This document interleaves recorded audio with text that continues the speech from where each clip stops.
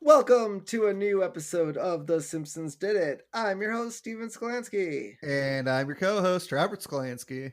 and this is Prom Oh, it is? episode. Are you taking It is me? That's very nice of you. due to the prom, the 1974 prom, where we'll all wear bell bottoms and Wasn't that the year Marty McFly traveled? No, that was 1985. 65. 65. Was it 65? Yeah, 55? 1955. 55. Man, So, we're not going that far back to the future, to the past. nope, to the past. We're not. But we are going to the 70s.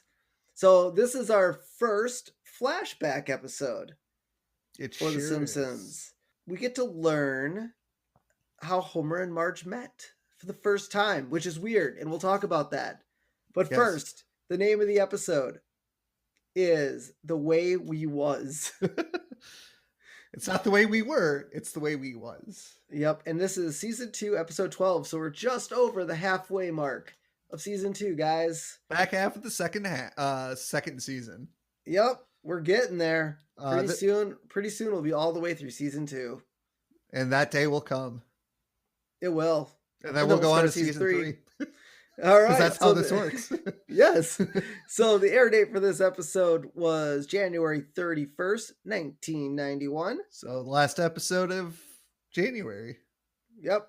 At the last possible moment of January. It is. Recap. Marge and Homer reveal how they met and the prom they attended. Yep. Which, not necessarily together, but they both attended it. Yes. We'll get to that. Yep. The chalkboard gag this week. I will not get very far with this attitude. I mean, Bart's a very, he's got an attitude, man. He's got an attitude. Eat my shorts type of attitude. Cowabunga kind of attitude? Nah, maybe. Different type of attitude. Or I'm Bart Simpson and who the hell are you? That type of attitude. And I could see why he's writing that on the chalkboard. Oh, yeah. Because he won't get far with that kind of attitude. Or maybe he will. Nope. So, the couch gag this week. The family sits on the couch and it falls through the floor. And I feel like this is a recycled one. I believe you're right. You wrote repeat, and I was like, oh, he looked it up. But clearly you didn't. But I think you're right. I think this happened in the first season. Yeah. Maybe a couple times. I'm not entirely sure. No. I mean, yes. Yeah. yes. So the episode starts with the kids sitting very close to the TV. And Homer says it'll hurt their eyes. And not because they're sitting too close. Because Homer can't see the TV.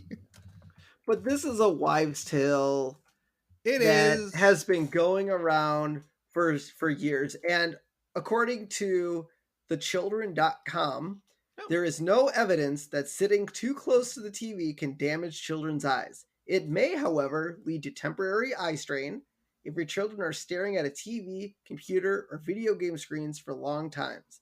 There is a tendency for them not to blink. Yep. Which would dry out your eyes. Yep. So, for those kids that are listening, and your parents tell you that you'll go blind by sitting too close to the TV, you won't. There's no evidence to prove that. But you might strain your eyes, which could probably cause problems down the road. So yeah, so slight. Maybe we'll go 50% on this one. Yeah. So we see a movie review show on television reviewing the movie McBain, and this is definitely a reference to Siskel and Ebert. Yep. Did you happen to catch the name? It's cut off by Siskel and Ebert's bodies. I did not catch the name. Okay, it's really covered up. So, and I couldn't find an actual name for the show anywhere. So, if any of you guys know the name of the show, that'd be great. But I think it was like the movie review something, but it was like covered up by their bodies. Yeah. And so they're reviewing McBain, which my guess is would you call McBain more Die Hard, like Starsky and Hutch? I think it's just I think it's more not the Bruce Willis one, Lethal Weapon. Lethal Weapon, that's the other one I was thinking of. So, for all of our listeners out there, there's several clips of the McBain movie that's shown out the first like 10 seasons.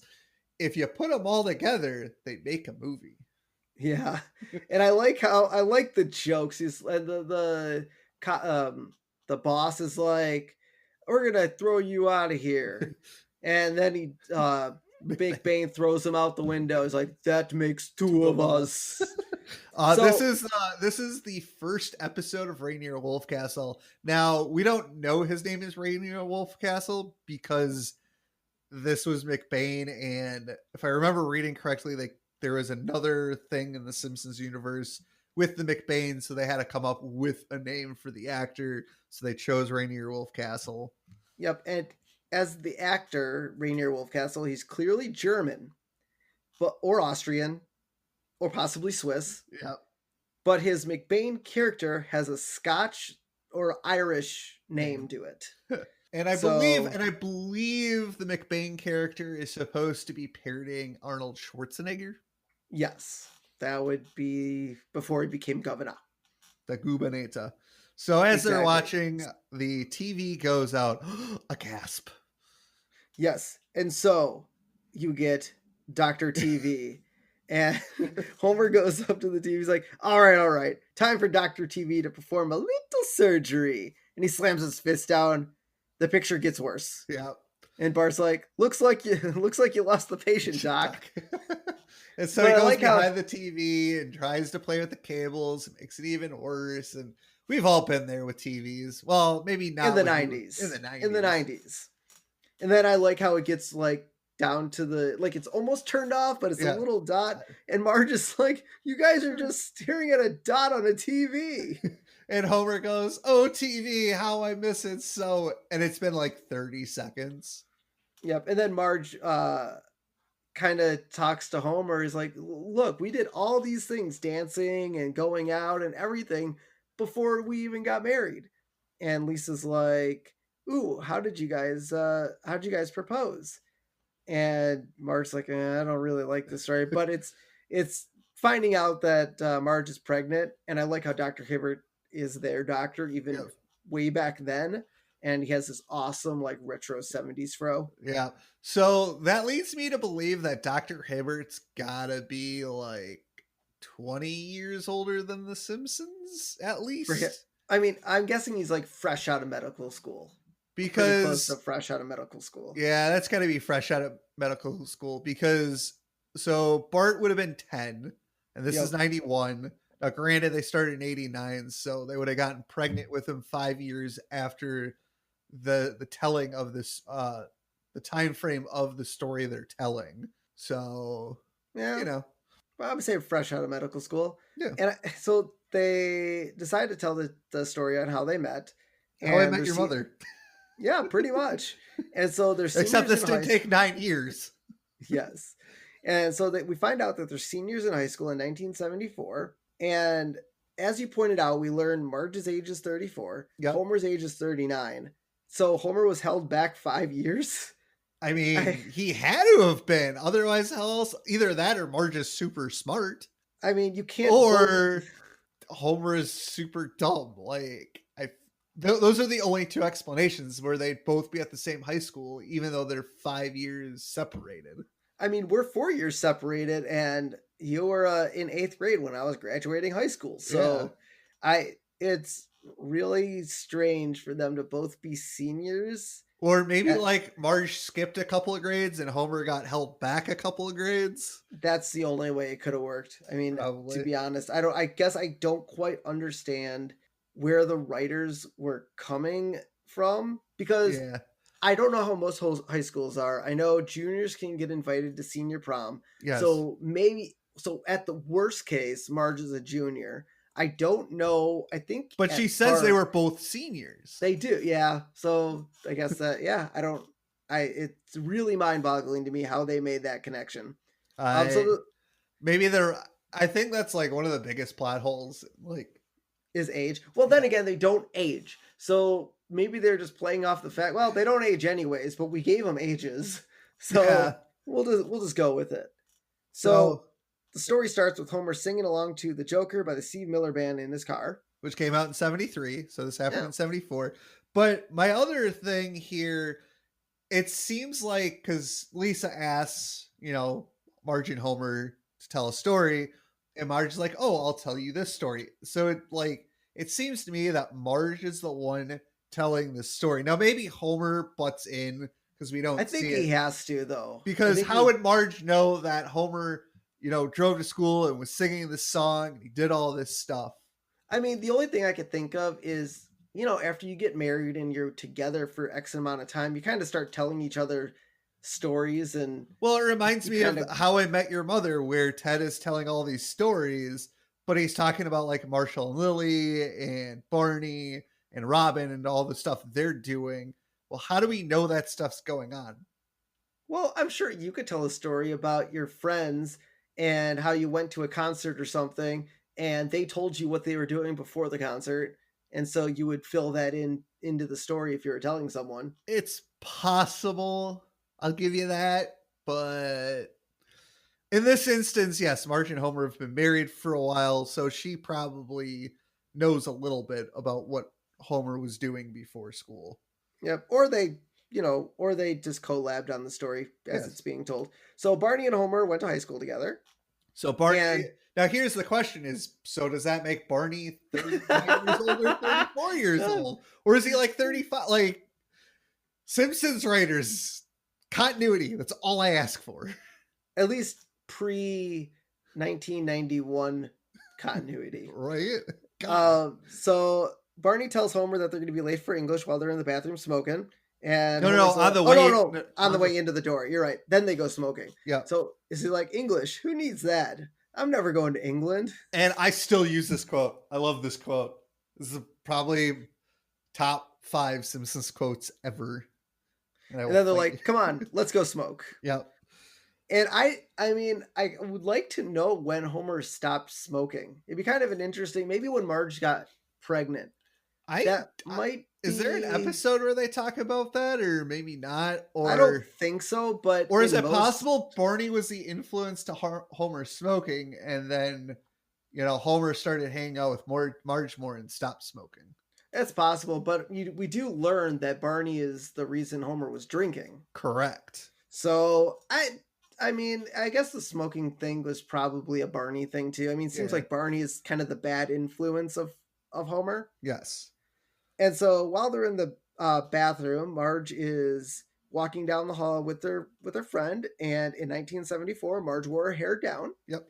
And then, as we'll learn, she'll put it up in the current style for prom and apparently never let it down again. Yeah. Her hair got stuck that way after prom. Yep. So when Marge and her friend are talking about activism, she hands her a magazine, MS. MS magazine, Ms. magazine. Yep. And some of the stories on the cover you see are hating and dating. Do they mix? I think so. You gotta hate some things. Why all men are bad. And 25 reasons not to shave your armpits. I'd like to see those reasons. Yes. I mean, in the 70s, obviously, with, disco and all the feminist movements. I mean, shaving your armpits was one, burning your bras. That was like the 70s were like a women's movement, decade. And so you just want to make sure that they're taken care of. So then, Homer and Barney are in the bathroom smoking, and the principal, for whatever reason, goes in there and busts them for smoking. Well, they probably smelt it in the hallway. And this is the first... I don't remember any other appearance of Principal Dondelinger, but apparently this is first one. Yeah, there's more. And he refers to Homer and Barney as the resident Cheech and Chong. And so I looked it up. Their first, Cheech and Chong's first album was 1971. Nice. So they were in the realm. And they weren't necessarily popular until I think it was 81 when Cheech and Chong's first movie came out. Gotcha.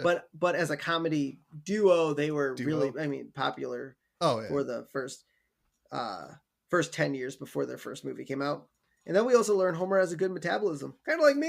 Metabolism. Metabolism. Because the bell rings and Barney's like, oh, we're going to be late for this class. For shop class. And Homer's like, we're going to have an early lunch. And Barney's like, oh, you can eat a lot. He's like, I have good metabolism. Yep. That's where I was very... Dude, I hate you. I was very Homer in my youth. And even now, I'm still... You have good metabolism. I eat so much garbage. but I don't gain any weight. I eat so much garbage. Actually, I think I gained all the weight, and now it stays, but I don't gain any more. So then we head outside, and Marge is speaking to the group, saying a housewife is not married to a house. And at the rally, the first step. Why would she say that though? Because Marge is smart enough to understand what a housewife is. Obviously, it's a demonstration, and she's trying to be hyperbolic. But Yep. I feel like that's not a good way to be hyperbolic. Yeah, but speaking at the rally, she's like, the first step to liberation is to free ourselves from these. And she pulls out a bra. Yep. Male imposed shackles. I don't think men. I would love to look that up to see if men were like, nope, you can't have your boobs hanging out. You gotta hang them up. Well, I feel that in America, because I know you've been to Europe, and in Europe there's a lot of beaches where nudity is what it is.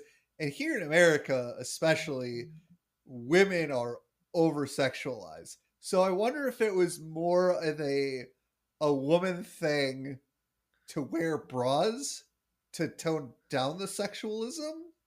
I mean, that's possible. But to be fair, I like how she says male imposed shackles. I don't know any guy on the planet be like, just wear a bra. I would be like, don't wear one. That's perfectly fine with me. So if we have, for our female listeners, and any, maybe you can enlighten us who invented the bra and why women started to wear them. Yeah. So I feel like they might be comfortable. I mean, if you're a little bit bustier, I feel like having something. I have never met a woman who has actually liked wearing a bra. Fair enough. Obviously, if they, if they're a little bigger in the chest area because of gravity, it probably helps a little bit. But every woman I know, at the end of the day, they love taking that thing off. So, I mean, it's kind of like, in the pandemic where we wear a mask if you're out and about. I love taking it off. I get the feeling. It's like, oh, I don't think that's the same thing. It's close. It's close. Maybe. So her friend Kim, after Marge burns it, she's like, I didn't think that would burn so fast. And Marge's like, I guess it's the tissue paper inside. And I wonder if the joke is she patted her bra. She patted her bra. Yeah. I wonder if that's the joke. Yeah. She gets sent to detention for the first time ever. And she's like... Donna Linger's like, you know when and where. She's like, actually, I don't know when or where. Because this is the first time ever. 3 o'clock, the old school. Room 106. What is the old school? No, the old building. Old building. Gotcha. Yep. So she's like, allow me...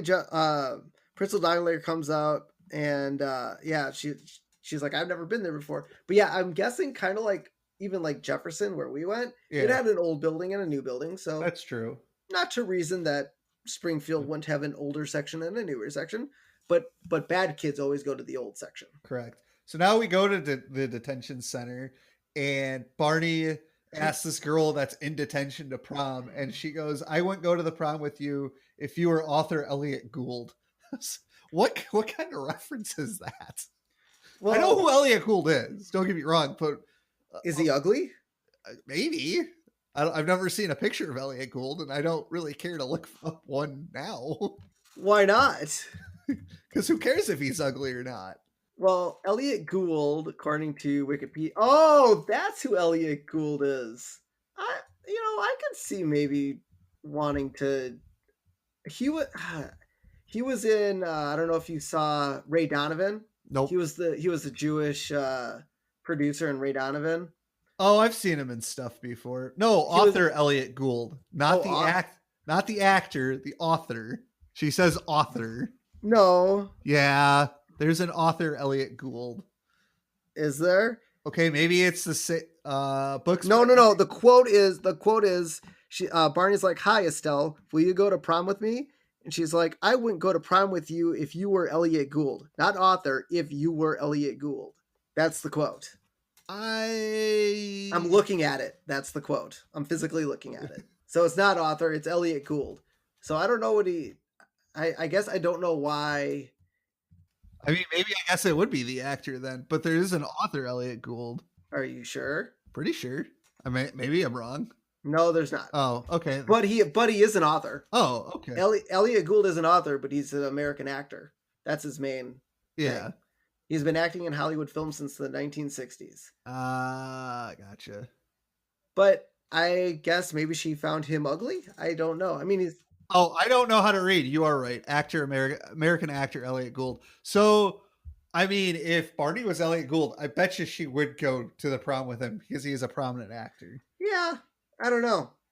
I can't say one way or the other. I mean, he was born in 30. I apologize. I don't know how to read. I mean, he was born in 38, so he would have been 74. He would have been 36. Yeah. So I mean, I don't know. I guess I can't speak to the reason why she wouldn't want to go to prom with him. Yeah. So Marge walks in and Homer sees her and the 1970 song "They Long to Be Close to You" by the Carpenters play. And that is "Why Do Birds Suddenly Appear." I won't sing it. I'm a horrible singer. But I believe this is also referenced in the episode where Homer and Lisa break into the Egyptian museum. Oh, I could be wrong. that I don't know. Because they have the music box. Yep. Oh, At the yeah. end. I mean, I don't think that's necessarily a reference to anything, but No. I'm saying it's later referenced. oh, in that yeah, episode. the song is. Yeah. Yeah, the song is. I'm not 100% sure if it's that episode, but I'm pretty sure it appears in at least one other episode. Yep. And so Barney's about to ask Marge to the prom, but Homer stops him and tells Barney that she's his. I mean, Barney, to be fair, was literally asking every girl. And so Homer's like, "Oh, what brings you here?" And Marge says she's a political prisoner, and she also says that she'll never take a stand again, which we know this to be false because she took a stand last couple weeks ago on Itchy and Scratchy. Yeah. So I guess the activism in Marge never went away from her high school days. So as they're talking, the teacher who's doing detention is like, "Stop talking. That's 1 day. That's 2 days. That's 3 days." As Homer's like telling Marge his name, and he gets to 6 days, and Homer's like, "Worth it." Yep. And then he has to go to the back of the class, so he can't talk to Marge anymore. Yeah. So we're gonna get to this in a second, but does she ever say, or no? She says her name when she enters detention, right? Because I actually looked back. Did she? I was gonna look back, but I saw you wrote that, so maybe you'd heard differently. But I can't remember her saying her name, to my knowledge. I mean, maybe he asked her after detention. Yeah, at some point they exchanged names. Yeah, so Homer wants to figure out how to woo Marge. So he goes to his guidance counselor, and I like how there's the guidance counselor A through L, and then guidance counselor for M through Z. And Homer's sitting here like A, B, C, D. Like he doesn't know that his last name starts with the letter S. By the way, we skipped over a scene where Homer is at home with Abe eating dinner, and they're eating Shakespeare's fried chicken. Yep. And Abe a bucket of Shakespeare's fried chicken. And Abe is like, "I normally have to wrestle the bucket out of your fingers," because Homer is just kind of sitting there, and he's like, "I'm in love." And Abe tells him never to overreach because he's asking him about Marge, and he's like, "Oh, you're overreaching. Don't overreach." Which, come on, shoot your shot. I know, but Marge was kind of out of his league. Still is. Yep. And so then we get to the guidance counselor. Yep. And because this is where she's like, "Oh, Marge Bouvier," and I'm like, did they exchange names? Did he? There's never a scene where they where you hear her say her name in front of Homer. No, not that I can think of. And so he's like, "Well, that's not the kind of guidance I normally give." and so he's like, "What are your plans after graduation?" "Oh, I plan to drink all night and stay out, drink a lot of beer and stay out all night." And that's not what the guidance counselor meant. No, he's meant after graduation. For a career. Or for a career. Yeah. But was it after graduation or was it for a career? Yeah, because he asked, "Oh, what are your plans for after graduation?" And Homer responds, "To drink beer and stay out all night." And the guidance counselor said, "Oh, I was talking about a career." And then he hands him the nuclear power plant pamphlet because he says, "Oh yeah, you don't need a college degree for this." Which I was like, I feel like you might need a college. Well, I mean, I guess we learn later on that Homer just needs his GED to Yeah. to So do it. Homer walks down the hall with the pamphlet in hand and he goes, "Me in a nuclear power plant? Kaboom!" And he Oh. throws it. And Homer is so self-aware that he knows he's not smart enough. He knew it was a bad idea. Yep, but he needed the money after Bart was born, so Yep. he did it. But I like how Burns is on it, which, Yeah. well, so we learn in 74 that the plant isn't built yet. It's Yep. almost being opened, like it's Yeah. on the way. So was Burns already? He must have already been. Well, I'm sure he was already the owner. Yeah, I guess so. I guess He that would was the make one sense. having it built. So so do we ever learn how Burns makes all of his money to be this rich to build a power plant? No. Well, maybe nuclear power got him all his money. I don't know. So Homer sneaks into a classroom where Marge is doing a debate thing, I believe. I think that was And was that her forensics class? it's possible.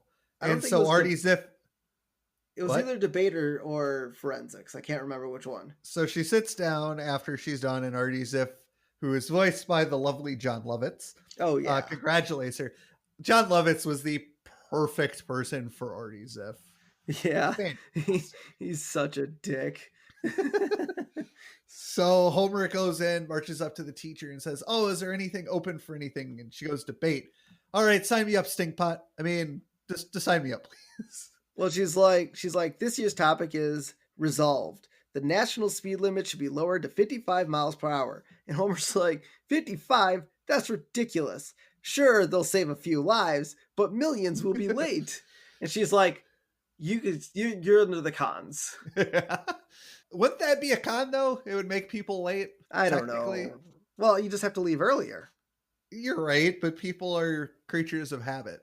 Yep. So Homer goes home to work on his debating and I like how he writes, "No way." Homer. So in in Homer's room, we do see a Pink Floyd and a Led Zeppelin poster. Yep. So I guess Homer is a Pink Floyd and Led Zeppelin fan. Clearly. I mean, he does like rock music. I mean, he does. We do have to. We'll get. I mean, this is way in the future, but when they go to Hullabalooza, we kind of learn Homer's musical tastes from his youth, I guess would be a good way to put it. Yeah. And so we get to see Homer debate for the first time, and Artie Ziff keeps calling him an ignoramus.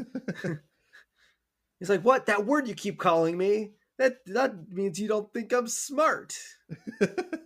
And then the teacher's like, "Hey, Homer, all right, it's time for your rebuttal." And he moons the class.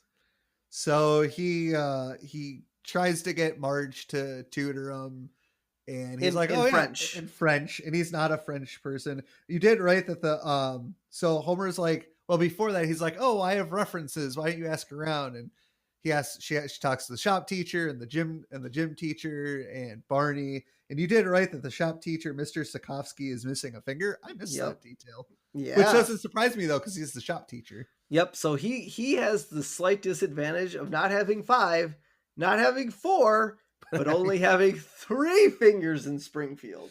So Homer's getting ready for his study session with Marge, and a few hairs come out, and he's like, "Oh, there's more where that came from." Yep. Don't forget, we do learn how Homer goes bald.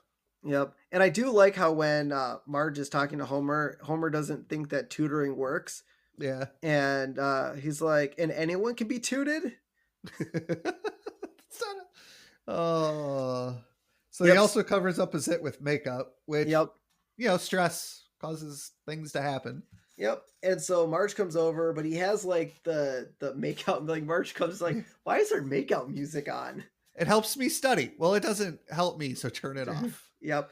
And so their study session goes from 6:18 p.m. to 9:22 p.m. And we all see this on Homer's digital watch. Yep. I looked it up. The first digital watch was in 1972 and sold for $2,100. So I don't think depreciation over 2 years would still allow Homer to afford a digital watch. Probably not. And the fact of the matter is, he says after he's asked Marge the prom, and he's like, I was saving up for a new engine in the car, but I'm going to spend it all on you. So maybe he's just really good at saving money? Not anymore, apparently. Well, I guess Not 3 a- kids doesn't help either, but no. So maybe he did a really good job of saving his money to afford the watch.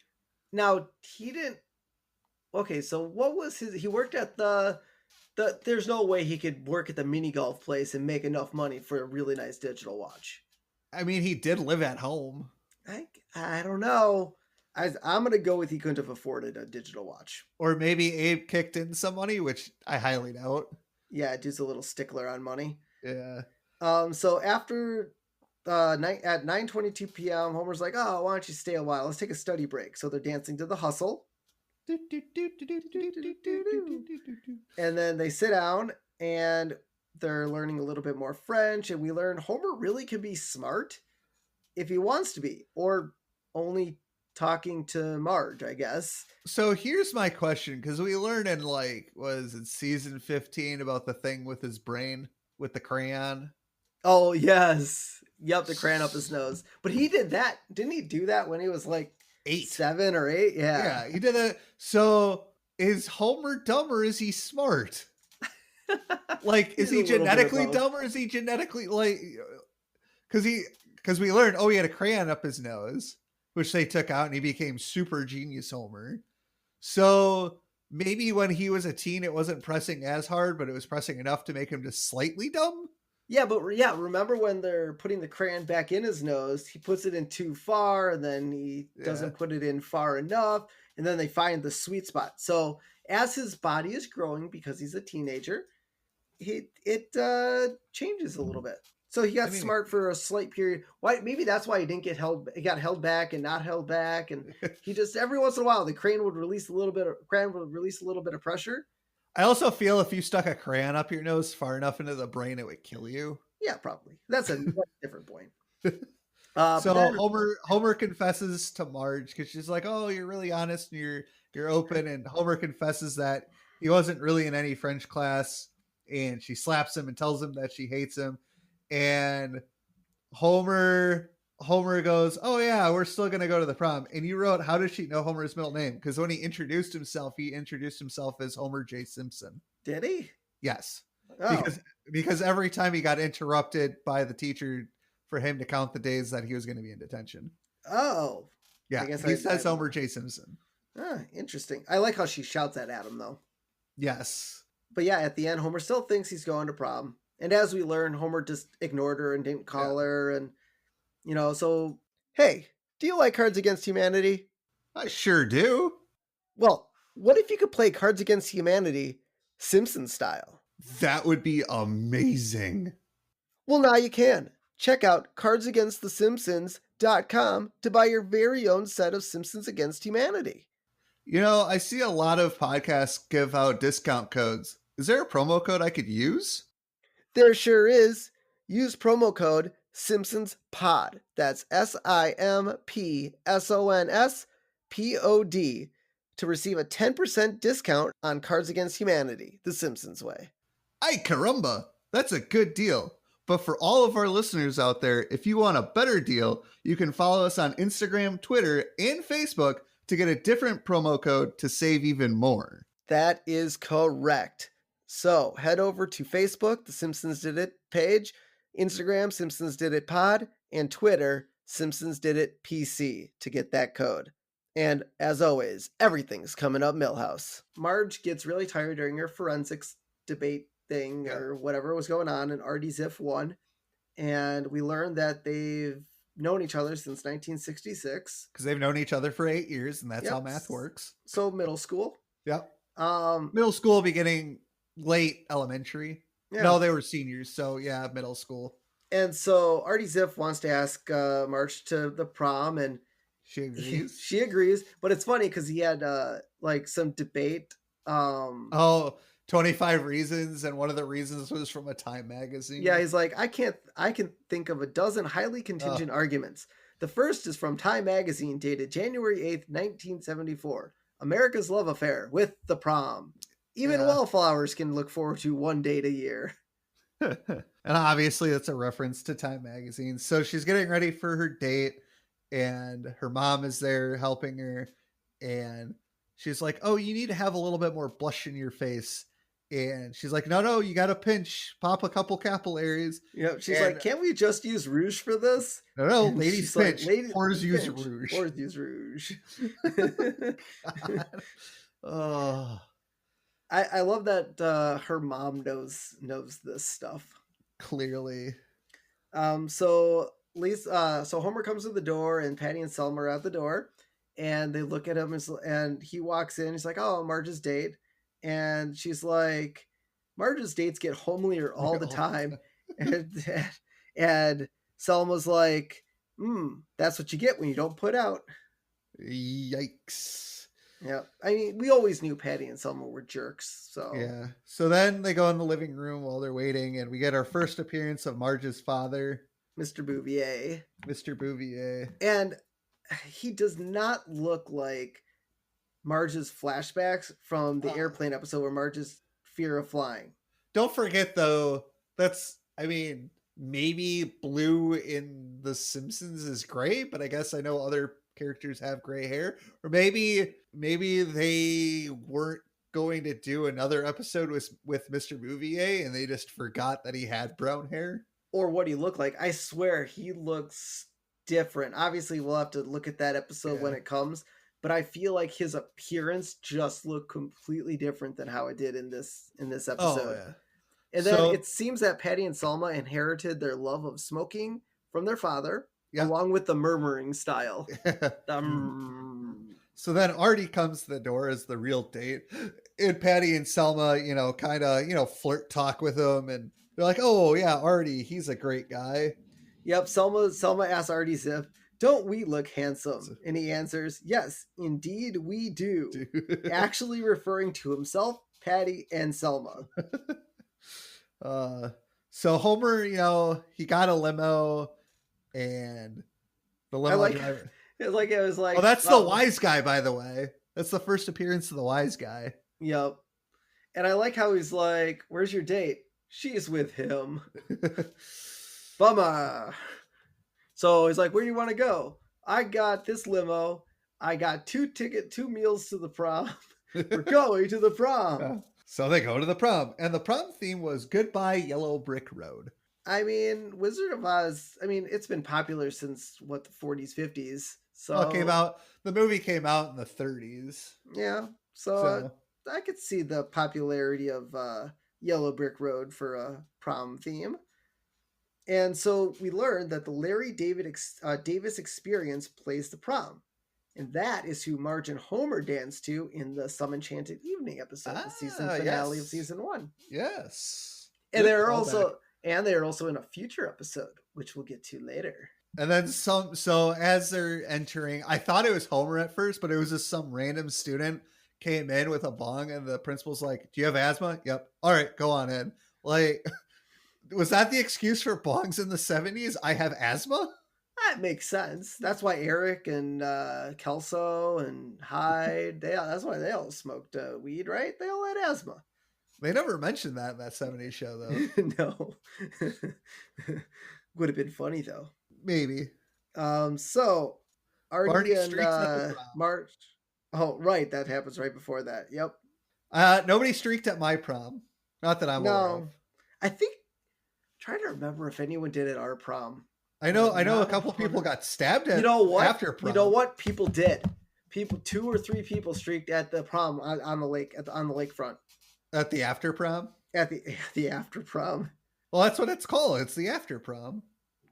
I guess so. I always call it the real prom. Yeah, what? Why did they televise it? Do you know? Well, it was just the procession. It was just the procession for the parents. Yeah, pretty much. Yeah. Well, not every school did a procession to the school. Park did. Case and Horlick did. Yeah, but it was also a collaboration of other high schools. Yeah. So Marge and Artie win Prom King and Prom Queen. Which I feel like neither of those characters were popular enough. Yeah. Like, how the hell I guess Artie's sort of, because he's like, "Oh, you voted for an intellectual and not a jock." Yeah, he's like, instead of voting for some athletic hero or pretty boy, you have elected me, your intellectual superior, as your king. Good for you. And then Tondelinger's like, all right, that's good enough.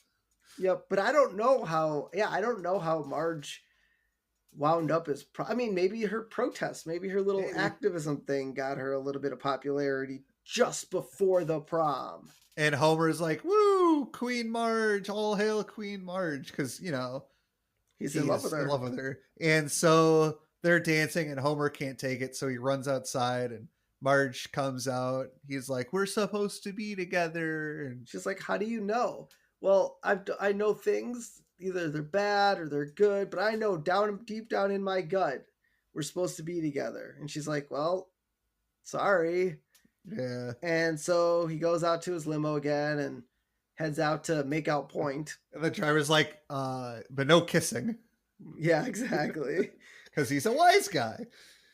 So Marge and Artie are going at it in the back of, I'm assuming, his car. Yeah. And Marge decides she doesn't want to do it, and he rips her dress, and she slaps him, and she's like, "Take me home." Yep. And then when he gets home, Artie's like, all he is concerned about his reputation. Like, please don't tell people about my busy hands.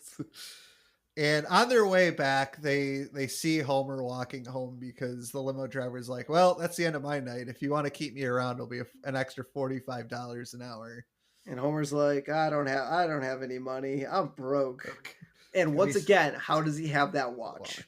So Marge walks up to the house. Yeah. And they kind of hear, Mr. Bouvier's talk. He's like, man, when that Simpson kid was here, he took years off my life. And so apparently Mr. Bouvier really likes Homer Simpson, even though none of the other Bouvier women. No, that sounds like he doesn't like Homer. No, it does. He took years off his life. He made him feel younger. He was happy about it. That's why Marge turned around to go get Homer. Oh, yeah. Because she heard her dad talk and was like, oh, I guess that makes a lot of sense. So she turns around and she's honking at him. And to be fair to Homer, like, he doesn't know that it's Marge. And he's like, I'm already over. Fine, I'll walk in the mud. And he stomps around in the mud, and then he realizes it's Marge. And, they're talking, and he's like, once we get back to your house, we're gonna hug. And I'm gonna kiss you, and I'm never gonna let you go. And they flash back to the present day, and he goes, and I never did. And Lisa's like, oh, and Bart is going, gag me with a spoon. And credits. Oh, so, I enjoy this episode. I mean, outside of the major freaking plot hole at the beginning of their story with the age gap, it's really good. You get a little insight in how Marge and Homer met, and the whole, this is how. I like the fact that the Simpsons did it first because of the How I Met Your Mother thing. But it's a pretty good episode. It's, you get a little bit more insight into Marge's home life and what Homer was like in high school. And clearly him and Barney have been friends forever. Not the best episode. It's still pretty good. I'll give it a 4 sprinkles. I mean, being that it was a flashback episode and we learned a hell of a lot of stuff about Homer and his life and how Grandpa treats Homer and just their relationship and how Patty and Selma and the Bouvier family was. And I mean, our first introduction of Artie Ziff is amazing. And also John Lovitz did actually voice the shop teacher as well. Oh, cool. I will have to say, though, I'm going to give the line English. Who needs that? I'm never going to English or England. That is getting in Everything's Coming Up Millhouse for me because I love that freaking line. I mean, I'm going to give the entire episode in Everything's Coming Up Millhouse. I mean, it just had so much to it. For a half-hour episode, it felt really good. Like it just had so much depth to it. And I do like anytime the Simpsons do flashback to the past. Yeah. Because it just kind of gives even more insight on the family dynamic, how they grew up. I mean, we learn, Bart's birth, Lisa's birth, Maggie's birth in a future episode. And I'm not going to get too much into that, but just anytime we kind of see that build up into how the Simpsons have become who they are, Yeah. just I mean, and and it's fun to see Artie Ziff now. I'm glad it wasn't an Artie Ziff future episode. Yeah. And then a flashback to find out who Artie was.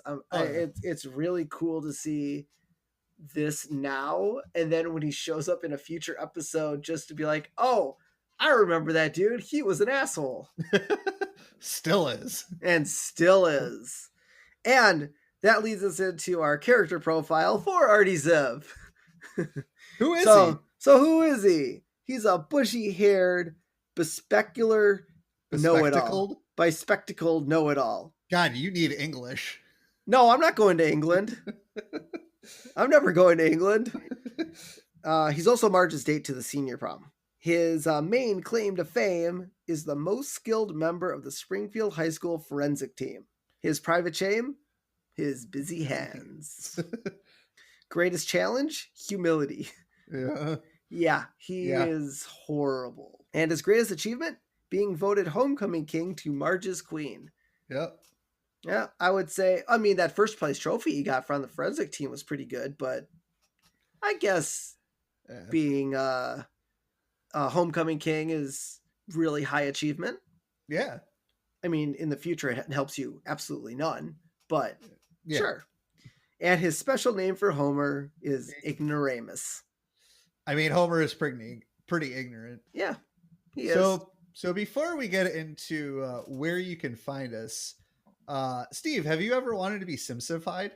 I have wanted to be Simsified, and we have. As you guys know and have probably seen on our profiles, we have been Simsified podcasting. Yes. And the fine folks at 51 Yellow have made this possible. By the time you hear this, you'll have seen it. We're going to post how we got Simsified. There's a nice little video. Yep. If you would like to be Simsified, go over to www.51yellow.com and check them out. And right now they're running a deal for everyone. So we don't have a discount code for you yet, but right now everyone can get 70% off a family portrait or an individual portrait of yourself in yellow. You can have it in Moe's bar. You can have it in the Simpsons house. We did ours in the Simpsons kitchen. You can have a custom one of yourself on a beach. You can pretty much tell these guys how, what, where, when you want to look and who, and they will draw you looking like the Simpsons in your own little Springfield world. It is pretty awesome. They did a really fantastic job. So make sure you head over to these guys and get your Simsified self done. And if you want to share, maybe we'll post something on Facebook where everyone can share all their Simsified portraits. Yes. And let us know how yours turned out. So where can you find us? Well, we're on the Facebook. Just type in The Simpsons Did It on Facebook and you'll find our page. You can find us on Instagram at The Simpsons Did It Pod. You can find us on Twitter at The Simpsons Did It PC. You can also find us on YouTube by searching The Simpsons Did It podcast and searching for us by channel. It'll be the easiest way to find us. To help us out, though, if you guys can go to YouTube and subscribe to our channel, that would be fantastic, because as soon as we get to 100 subscribers, we could tell you just go to the youtube.com/The Simpsons Did It podcast, and you'll be able to find us really easily. So, but that only happens if you guys go to YouTube and subscribe to our channel. So please subscribe. Please subscribe and view our stuff on there if you'd like. If that's easier for you. Yes, if that's easier for you. If not, we're on pretty much every podcast platform known to man, and you can find a link. And we have a link. Just go to our Instagram, Facebook page, and click the link, and that'll give you every single one of our locations to find us. And if you do listen to us on Apple Podcasts, make sure to leave us a review, because we like to know what you guys think of our podcast. Yes. So do it. Do it, please. And thank you. And if you're not on Apple, that's okay. We like you anyways. And if you need to learn English, go to England. Exactly. Or just take your English class very seriously. So until next time, I'm Steven Sklansky. I'm Robert Skolansky. And this has been The Simpsons Did It. Shh.